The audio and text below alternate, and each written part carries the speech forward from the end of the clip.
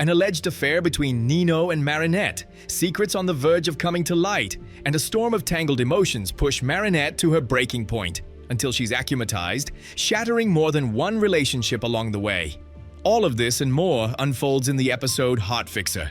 Je m'appelle Marinette.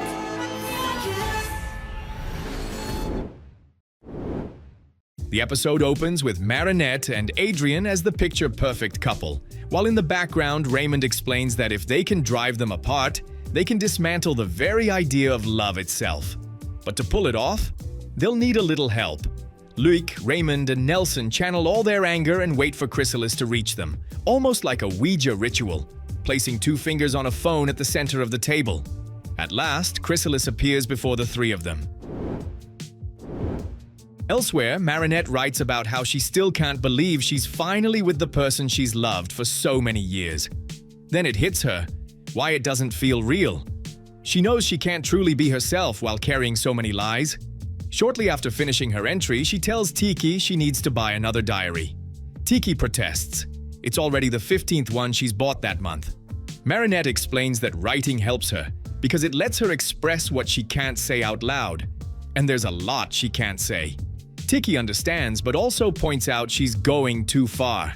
She already has multiple hiding spots for her diaries, and the bigger the secret, the deeper the hiding place. She urges Marinette to organize both her diaries and her thoughts, but Marinette only sees two options. Keep lying to Adrien, letting him stay happy while she isn't, or tell him the truth and risk making them both miserable.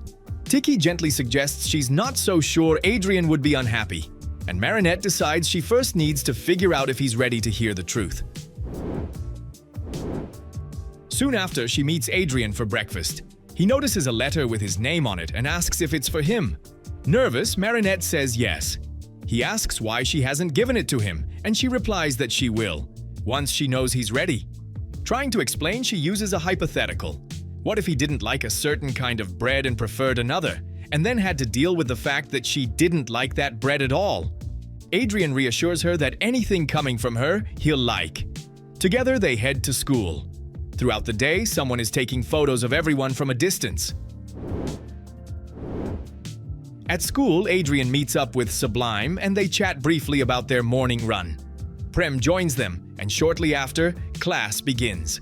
Prem nudges Adrien to look out the window. Marinette is outside with Nino, and the two of them leave together.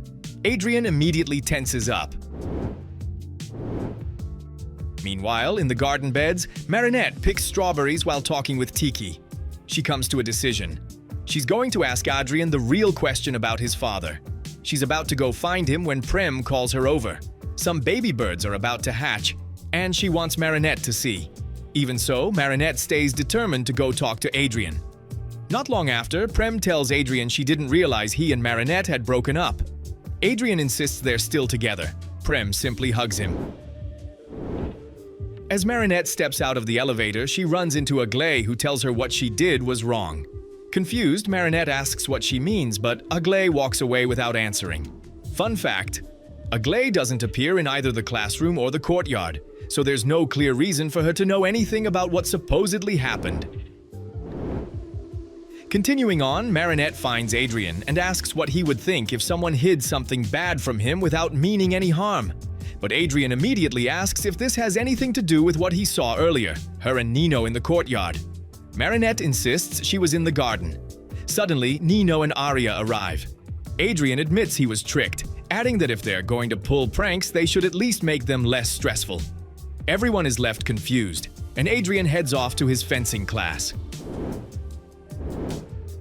Meanwhile, up on the school rooftop, Luc, Raymond, and Nelson drop their classmates' disguises and start discussing their plan.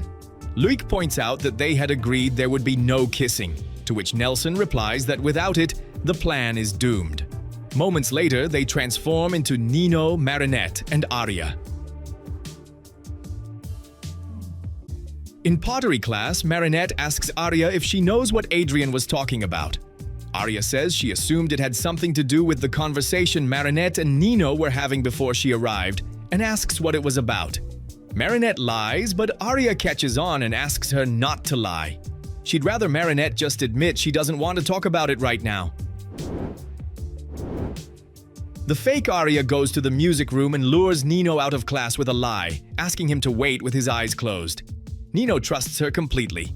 Meanwhile, the fake Aria transforms into the principal and goes to get Adrian. As they head toward the office, Adrian clearly sees Marinette and Nino kissing. Marinette? No. Marinette? Though in reality, they're imposters. They both notice Adrian and run. He chases after them, but they manage to transform again before he can catch up. Shortly after, Adrian runs into the real Nino, who greets him with his usual enthusiasm. But Adrian immediately confronts him, laying out everything he saw and asking how he can act like nothing happened, especially knowing that, at one point, he had feelings for the girl who is now Adrian's girlfriend. Marinette arrives moments later and asks what's going on. Adrian tells her he saw the two of them fall for each other and asks if that's what the letter she wouldn't give him was about. Marinette can't bring herself to answer, and Aria jumps to the wrong conclusion, connecting the dots incorrectly. The argument ends with both couples splitting apart, leaving Marinette and Nino confused about what just happened. Watching from a distance, the trio of troublemakers is pleased with the outcome, but they know things are still fractured, not fully broken. They need to push it further. With that, they transform into Sublime, Adrian, and Aria. Marinette walks into a classroom where Adrian is and confesses that she doesn't understand what's happening, but she knows she truly loves him. Just then, Sublime walks in and asks what's going on. Marinette admits she doesn't know, but Sublime coldly tells her that she doesn't know how to love Adrian, and that she does, before walking out. Meanwhile, the real Adrian heads up to the garden and finds Prem. Adrian mentions that Prem was right about what he said earlier in their ancient Greece class, but Prem looks confused and says he doesn't study that subject.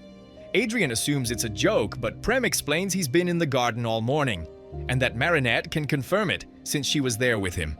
That's when Adrian realizes something isn't right and decides to find Marinette. As he's about to step into the hallway leading to the classrooms, he sees himself walking out of a room alongside Sublime. Something is clearly off. He hides and watches, eventually discovering that it's actually Nelson, Loic, and Raymond in disguise. Not long after, they're de-Akumatized and realize they've succeeded in breaking apart the perfect couple. Elsewhere, Chrysalis decides to take advantage of the moment. After all, helping them was just part of her own plan. Adrian spots the Akuma and realizes it's heading straight for Marinette. He transforms into Cat Noir and activates his cataclysm, but he's too late. Marinette! Marinette is already speaking with Chrysalis. Seeing this, Cat Noir drops his transformation, turning back into Adrian right in front of her. He tries to reach her, but it's no use. Renverse ce cœur. Chrysalis has her under control, warping her thoughts and pushing her to accept the power being offered. Moments later, she transforms into Heartfixer. Chrysalis tells her that in exchange for this power, she must obtain the Miraculous of Ladybug and Cat Noir, but that it should be easy, if she herself is Ladybug. At that moment, Adrian grabs Marinette, and Heartfixer notices, immediately turning her attack on him. During the confrontation, Chrysalis keeps pressing Heartfixer, asking if she's Ladybug, but Heartfixer ignores her. Adrian takes the opportunity to hold her from behind, wrapping her in an embrace as he explains everything that really happened. Little by little, Marinette starts to come back to herself. But Chrysalis, growing desperate, insists that Adrian is manipulating her. Adrian tells Marinette he still loves her and asks if she still loves him. She says yes, and with a kiss of true love, Heartfixer is de-Akumatized.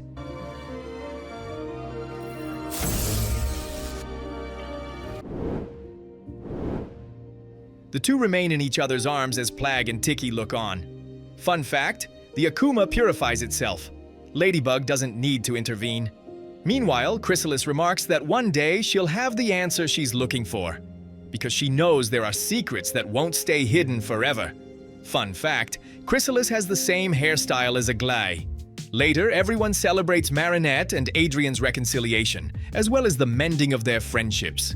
In the background, the trio of troublemakers watches from the garden, stunned that their plan failed. In the end, one of the newly hatched birds flies off and knocks over the phone where they had recorded everything, rendering it useless. Later that day, back at home, Marinette talks with Alia about what happened and how she allowed herself to be akumatized. Because of it, she considers stepping down from her role as guardian, but Alia stops her, urging her not to blame herself for things that didn't happen. Marinette admits she doesn't know what might have happened if Adrian hadn't been there. In the end, Alia reminds her that everyone has moments of weakness and encourages her to show herself the same compassion she shows others.